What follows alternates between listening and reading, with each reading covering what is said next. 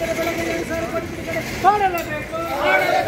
ಮಾಡಲೇಬೇಕು. ಹತ್ತೊಂಬತ್ತು ರಾಜ್ಯ ಮತ್ತು ಕೇಂದ್ರ ಸರ್ಕಾರಕ್ಕೆ ಹೇಳಿದಿಕ್ಕಾರ ಬೇಕೇ ಬೇಕು. ಪ್ರಕಾರ ನಮ್ದು ಸರ್ಚಾ ಇದೆ. ಸರ್ಚಾ ಟೆಂಡರ್ 1.5 ಯಾವುದು ಪೈಪ್ ಲಾಕ್ ಆಗಿದೆ, ಆಮೇಲೆ ನೀರಿನ ಪೈಪ್ ಲಾಕ್ ಆಗಿದೆ. ಈ ಸರಿ ಮಳೆ ಬಂದ್ರೆ ನಾವು ಅಲ್ಲೇ ಹೋಗಿಲ್ಲ, ನಮ್ಮ ಮನೇಲಿ 8 ಜನ 9 ಜನ ಈಗ ನಿಮ್ಗೆ ಯಾರು ಮುರಳಿ ಅವರಂತ ಅರ್ಜಿ ಕೊಟ್ಟಿದ್ದೀರಲ್ಲ, ನಮ್ಮ PDO ಅವ್ರು ಬಂದಿಲ್ಲ. ಇನ್ನ ಬಂದ್ರೆ ಅದನ್ನೊಂದ್ಸರಿ ಸ್ಪಾಟ್ ವಿಸಿಟ್ ಮಾಡಕ್ಕೆ ಹೇಳ್ತೀನಿ. ಸಾಧ್ಯವಾದ್ರೆ ನಾನು ಮಧ್ಯಾಹ್ನ ಮೇಲೆ ಬರ್ತೀನಿ. 2 ತಿಂಗಳಲ್ಲೇ ಸರ್ ಇವಾಗ ಇದು ನೋಡಿ ಸರ್, 2 ತಿಂಗಳಾಗಿದೆ. ಡೇಟ್ ನೋಡಿ. ಇಲ್ಲ ಮುಂದೆಗಡೆ ರಾಜಕಾಲ ಕಂಟಿನ್ಯೂ ಇದೆ, ಪೈಪ್ ಹಾಕಿರೋದು ಕಂಟಿನ್ಯೂ ಇದೆ.